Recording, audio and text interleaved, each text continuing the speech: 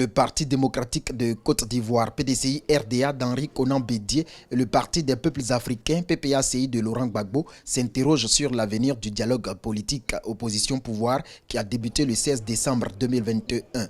Les deux formations ont dénoncé au cours d'une rencontre ce 5 janvier 2022 à Abidjan une démarche hésitante et contradictoire du gouvernement. Selon elles, le mutisme du pouvoir suite à la sortie du 27 décembre 2021 du procureur de la République, Richard Adou, portant de graves accusations contre des ténors de l'opposition et assorti de menaces de poursuites judiciaires, démontre la volonté des autorités de reléguer au second plan la réconciliation nationale. Le parquet a évoqué leur présumée implication dans les violences électorales de 2020 ayant fait 85 morts.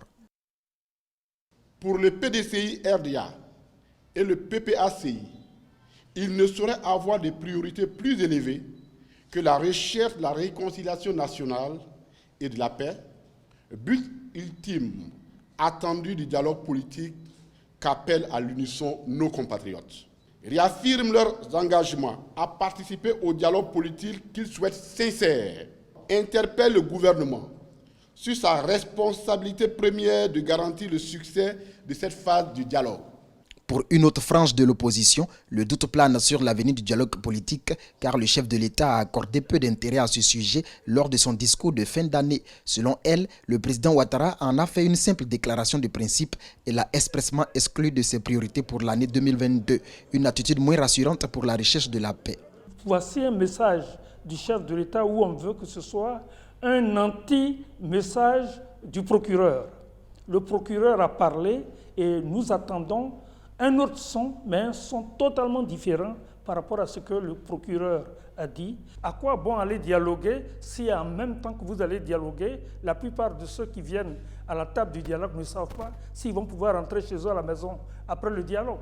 Au niveau de la majorité présidentielle, on se félicite que l'année 2021 ait été marquée par une décrispation politique palpable en Côte d'Ivoire. Les législatives de mars 2021 ont même vu la participation de toutes les grandes forces politiques du pays et dans un climat apaisé, une première depuis 20 ans.